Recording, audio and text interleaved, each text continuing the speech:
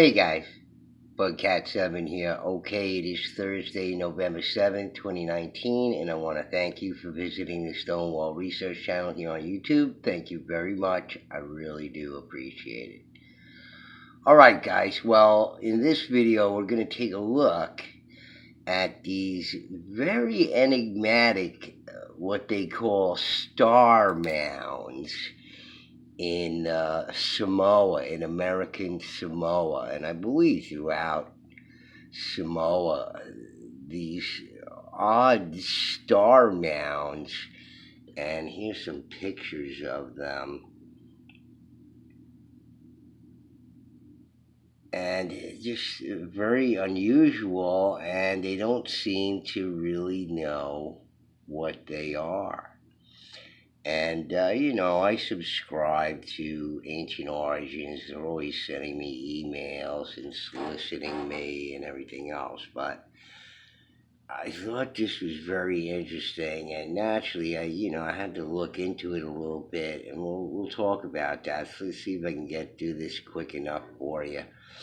But, the articles in Ancient Origins are okay. I think, some of them are kind of amateurish. This Ashley Cowie is sort of amateurish journalist, in my opinion, but she does okay. But you'll see at the end of this article,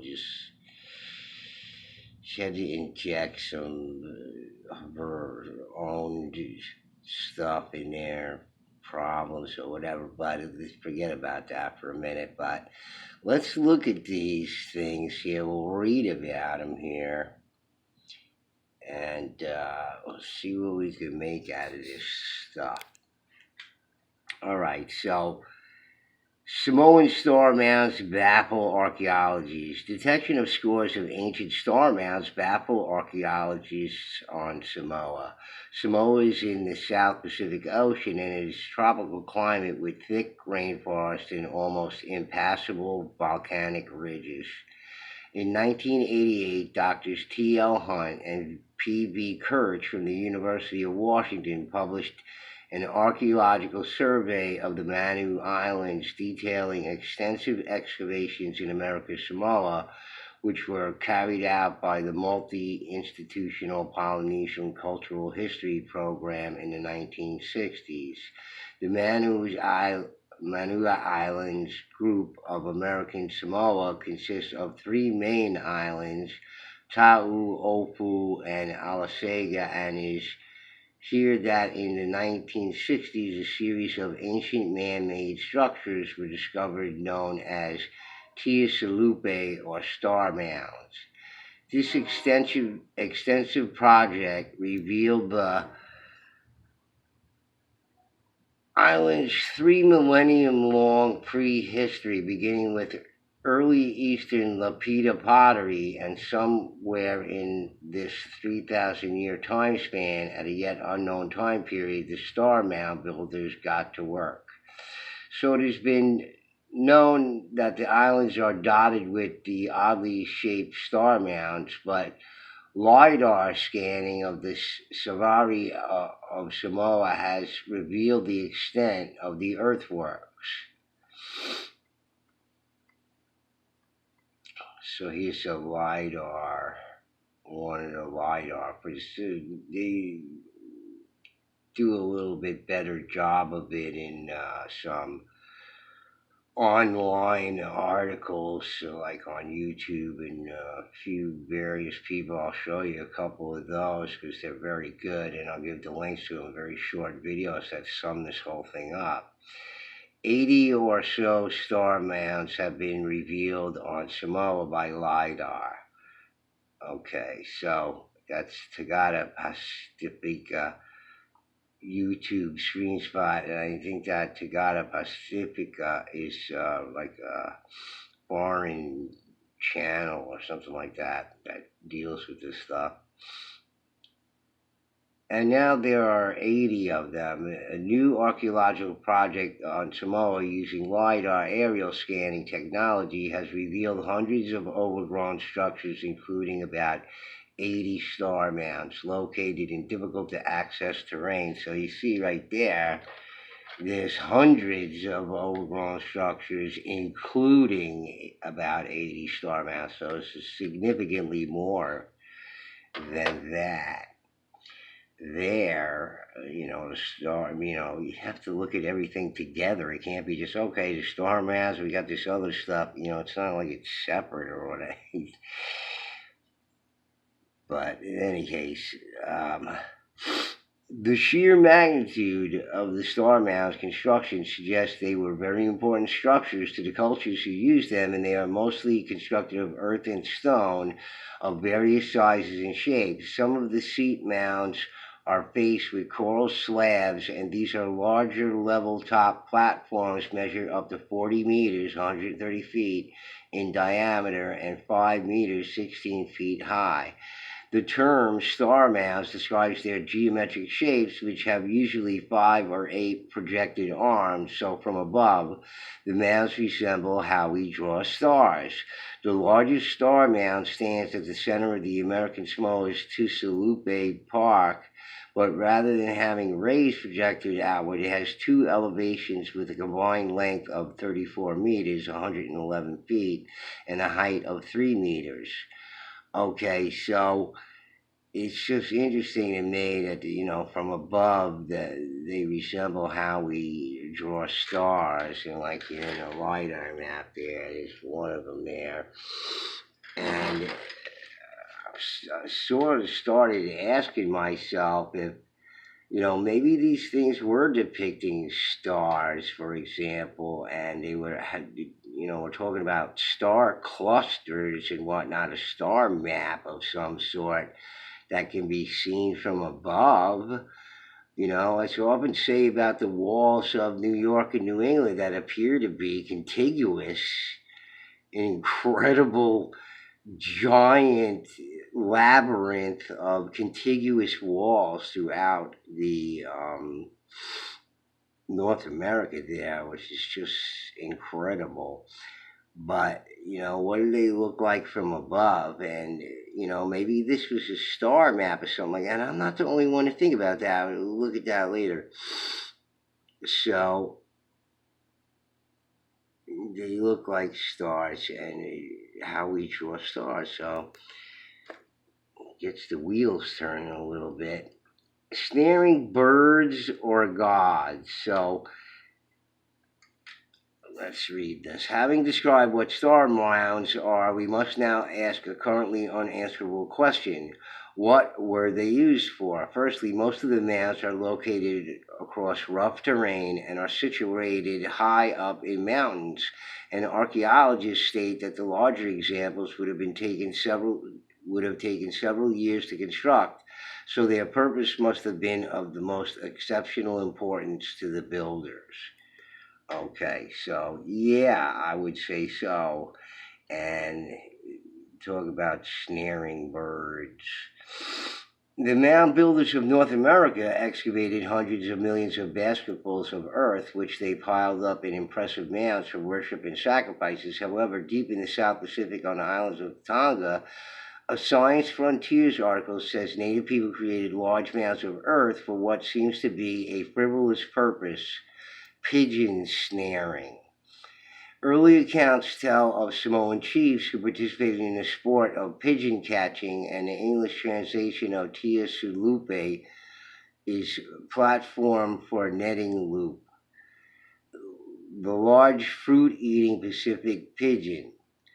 This prized food was a delicacy reserved for chiefs, who often gave them in ritual exchanges, but locals believe their star mounds probably held much greater social and ritual significance. Yeah, most probably.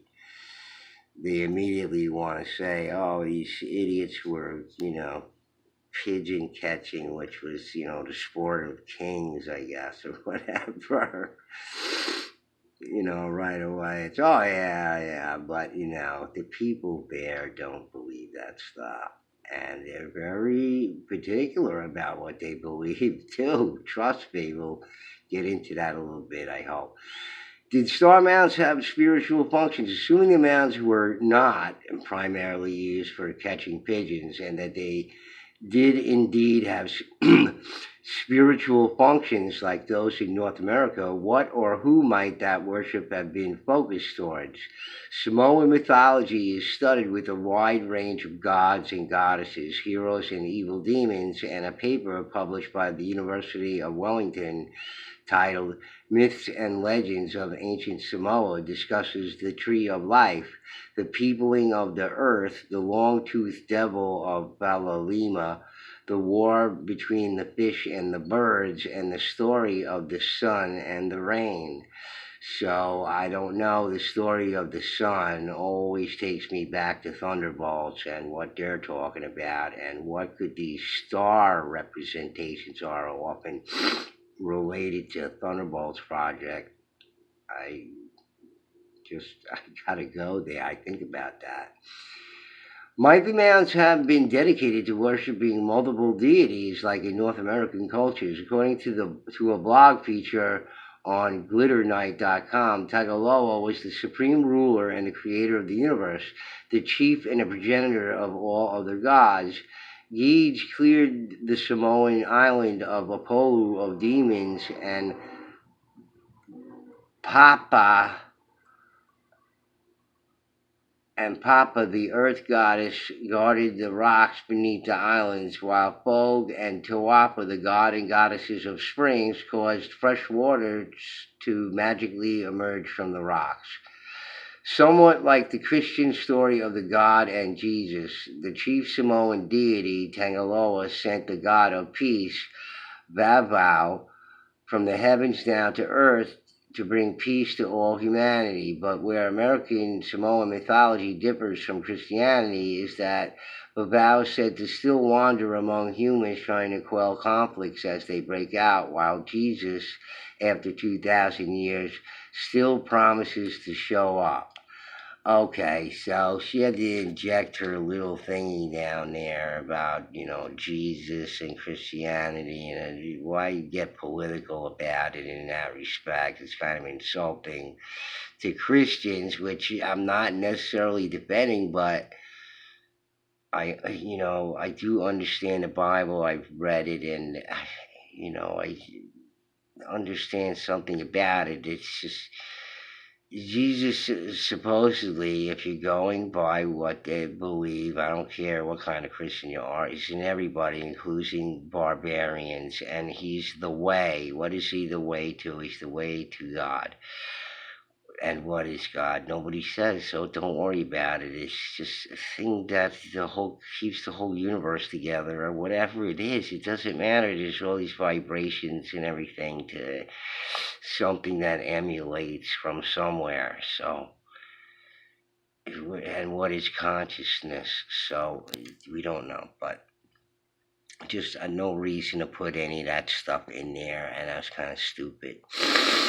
But let's take a look at this place because there's a couple of videos on YouTube that address this place. One of them is by I think like a public news on channel on New Zealand or something like that, and a New Zealand public broadcast service. And see, we can see this thing here on my stupid camera. But let's see what this thing is here, if it'll play. Is based on the Paloli Heritage Trails. We've had lots and lots of interesting conversations about all the mysteries that we've encountered here. And while you feel like, well, we discovered these amazing things, we see them now, they're here, they're uncovered, they were hidden and they were forgotten, but it doesn't answer a lot of questions, it just generates more questions. Dion believes working hand in hand with the village of Waitangi has helped in the development of the Paloli project. So anyway, it's interesting what the anthropologist said there. It doesn't answer more. It makes more questions. It doesn't answer a lot of things. Just they have more questions about it. They can't quite figure it out. And this fella here is actually there on site looking at these things, and he was thinking the same thing that I was thinking, that this is a star map, and I don't know. Listen to what this guy says.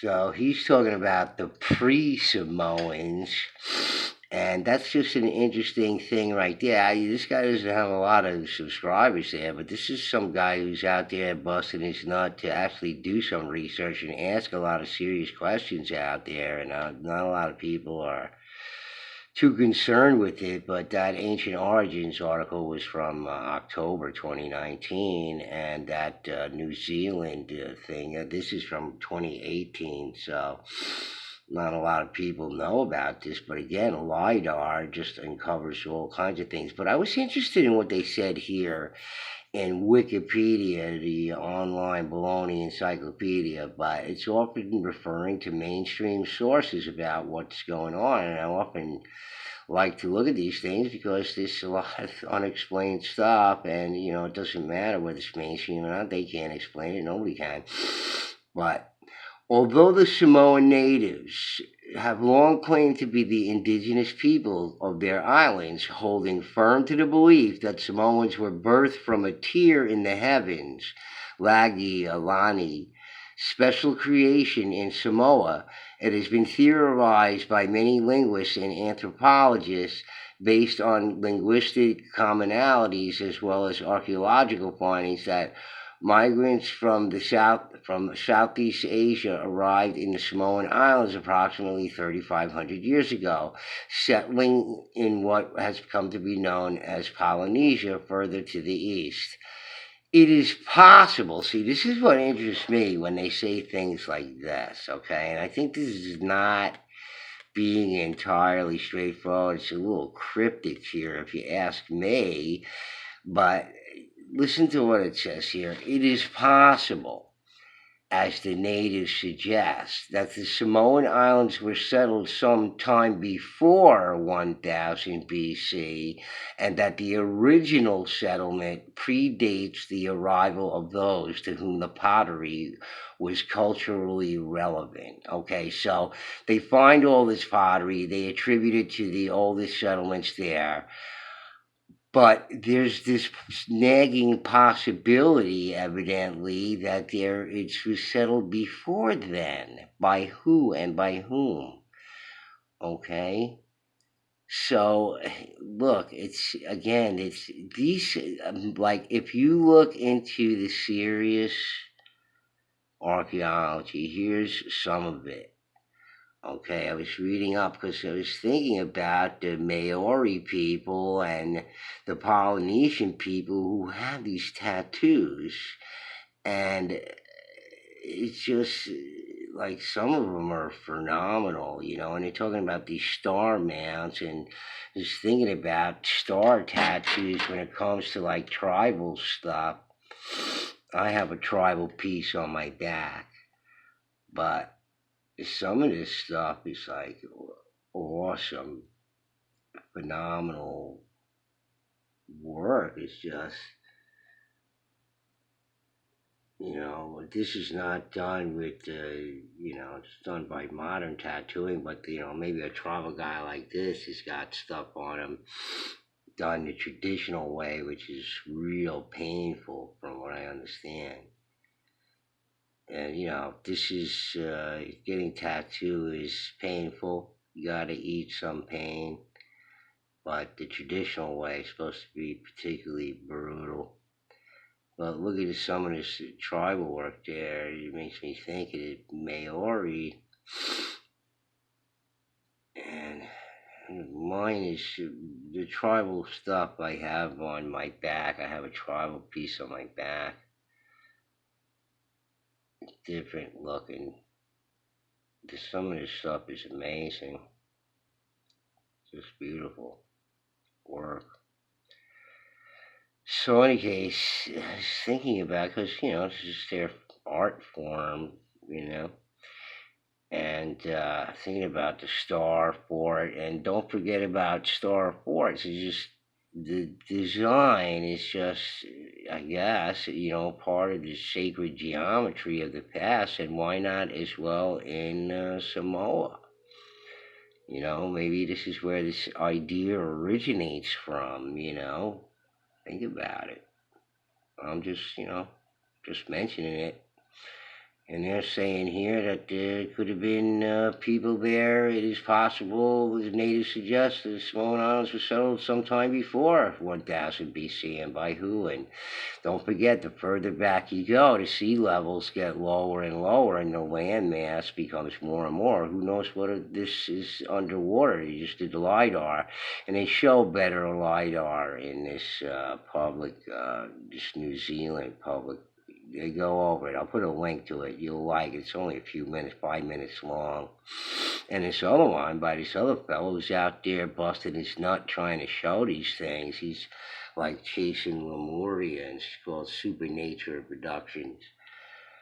So I don't know, but these odd things are here, and as well as other constructions in Samoa. And I think as these stories and legends are recorded in print by European historians, anthropologists, archaeologists, and still spoken of in contemporary times by Samoan high chiefs in their great speeches and decrees during kava ceremonies and chiefly royal ceremonies. Okay, so I didn't read this part. It was also generally a widespread cultural belief, this part up here. Skipped over because this is of interest to me too. It is also generally a widespread cultural belief throughout Samoa that the islands were the central base point for the beginning of the Great Voyages, the Polynesian expansion to the east and south. So here's a culture who's, insists that they didn't come from anywhere else, that they were born of the earth, that they came from there, right? They don't know who really settled the place. It could have been settled before 1000 BC, and by who. All right, and that these people insist that their culture went out from there, not in from somewhere else. As I'm saying about South America and the Americas and what happened here, and that in the ancient past, that a lot of the ideas that we associate with the old world, where the New World is where the horse and the camel came from, and two important animals in human development, okay, in the ancient past, okay, and there's some researchers out there, like even Randall Carlson, I think, was saying about how the primitive peoples, or what we consider the primitive peoples, were using mastodons and mammoths to do the work of like elephants do today, to move stuff around. I'm just saying, but these people believe that all of their culture went out from there, okay, into Polynesia. So I'm just saying that's what they believe. Okay, so you have this belief of not being from external sources in the beliefs of the people there. Doesn't matter what mainstream says. They can say whatever they want. They often have everything wrong. And a lot of their stuff is hypothetical. And that's all there is to it. I'm sorry to say that. A lot of people, it's not science. It was just somebody commenting on whose video was Mystery History, who was going over some cool stuff on the Sumerian tablets that named the kings that lived in the antediluvian past, like for thousands of years or whatever. And this is just a serious anthropological paper, and they're showing these tattoos, and the tattoos are an integral part of the Maori culture and whatnot. So they're looking at the relevance of this pigeon catching thing that was supposedly only by what kings, and how they're related to the Mounds. And this is what their theories are, because they have to relate it to something, you see.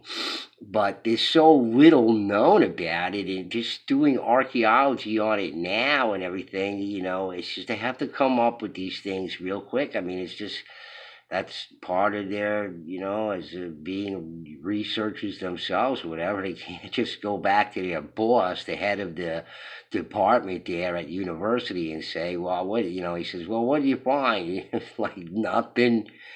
Nothing much, Sure, they gotta make a day out of it.